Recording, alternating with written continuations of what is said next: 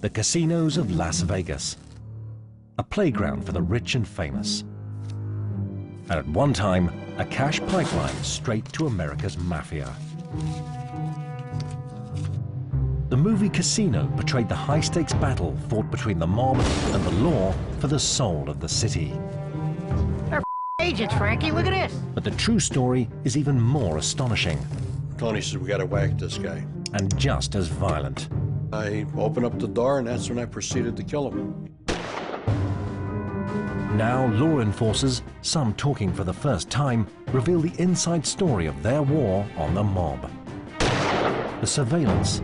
You're trying to plant a bug inside of a room where these guys would meet. It gets very hairy. The heists. They broke through the roof, and one of the burglars jumped through the hole and stood on top of the vault. And the dangers they faced as they fought the mobsters. And my message was, if you kill my cops, I will come and kill everything that moves, walks, or crawls around your house. And then I'll burn your house down. This is the true story of Casino, the battle for Vegas. We had to come in here and replant the American flag.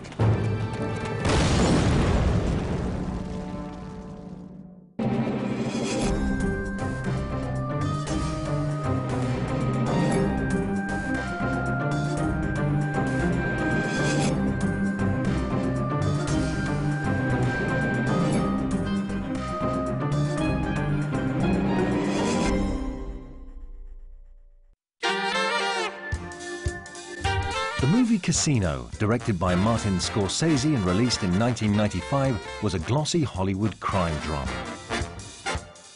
Starring Robert De Niro and Joe Pesci, the story it told of the epic standoff between the mafia and the law may have seemed far-fetched to moviegoers. But in fact, it was based largely on real-life events in the Las Vegas of the 1970s. Then the city was booming, but beneath the glitz and glamour lay a dark reality. The top guy in the casino in that era always was directly tied into the mob somewhere.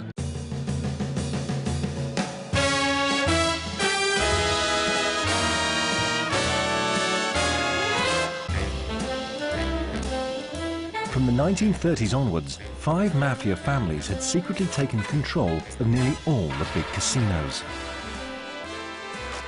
By the 70s, Vegas had become one of the mob's largest sources of cash, fueling extortion, racketeering, and prostitution all over America. It was big money. I mean, big money. This is easy money. You're getting a piece of all the slot machines, you're getting a piece of all the crap tables, the 21 tables, you're getting a chunk of that action over there. The mafia had installed seemingly legitimate corporations to run their casinos, and the most lucrative of them all was the Stardust. In the movie, Robert De Niro played a character based on real-life Vegas figure Frank Lefty Rosenthal. Rosenthal was officially the Stardust's entertainment director and rubbed shoulders with stars like Frank Sinatra, but in reality, he actually ran the casino for the Chicago mob. His mafia bosses were illegally siphoning off an estimated $1 million every month from the Stardust and 2 other casinos. By law today, a casino cage does not have a back door. In that era, you're darn right they had a back door. That's where the little black bag went.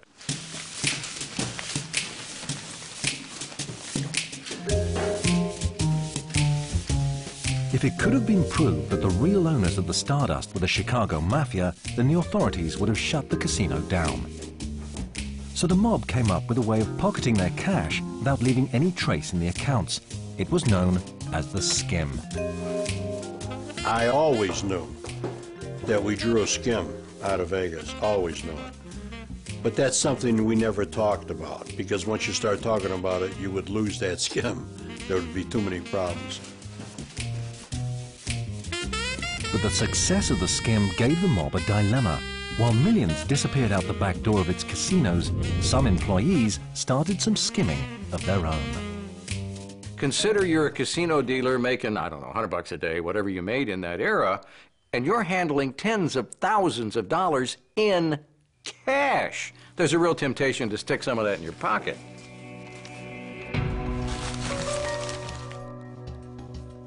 The Mafia needed a trusted man on the ground to prevent anyone muscling in on their action. In 1971, the Chicago mob sent in Tony "The Ant" Spilotro to act as their enforcer. Lifelong mobster Spilotro would become the inspiration for Joe Pesci's character in Casino. Tony was a very, very tough guy. And if you gotten on the wrong side of him, you may possibly get your head broke, your legs broke, get killed. Them are about the biggest things that could happen to you, you know, that would happen to you. The mob told Spilotro to protect the skim without attracting the attention of the law. He adopted the guise of a small businessman, but keeping a low profile was not part of his game plan. Tony really had this desire to be a big guy in the outfit. He told me that he wanted to be a boss in the syndicate. Spilotro wanted his own criminal empire in Vegas. As part of it, he wanted a robbery gang to target hotels and private houses in the city. He called on his old friend from Chicago, Frank Culotta, to help crew it up. I said, Tony, it's supposed to be a no-no to rob out here. He said, don't worry, he said, I'm the boss, there's no problems. He said, they could do anything they want in this town as long as they don't rob the wrong people.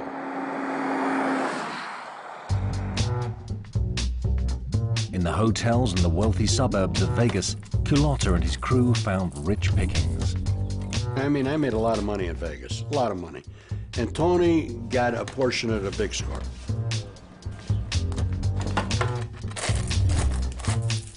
As the city's first organized burglary crew, the gang took full advantage of lax security.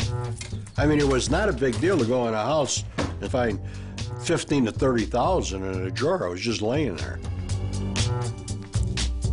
As the movie Casino depicted, the crew often smashed through walls to carry out their robberies, earning them the nickname the Hole-in-the-Wall Gang.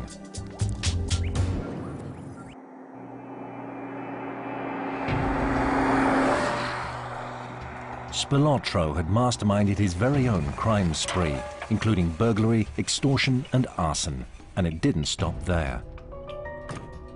The mob's enforcer soon became a prime suspect in a number of murders of rival gangsters and criminals.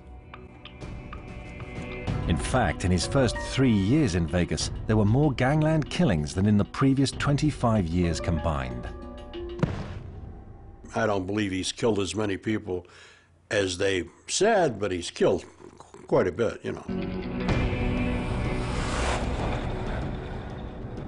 Spilotro had broken mafia orders to keep a low profile in the city. Now he was about to bring the whole weight of the law crashing down, not just on his own activities, but on the mob's entire Vegas operation.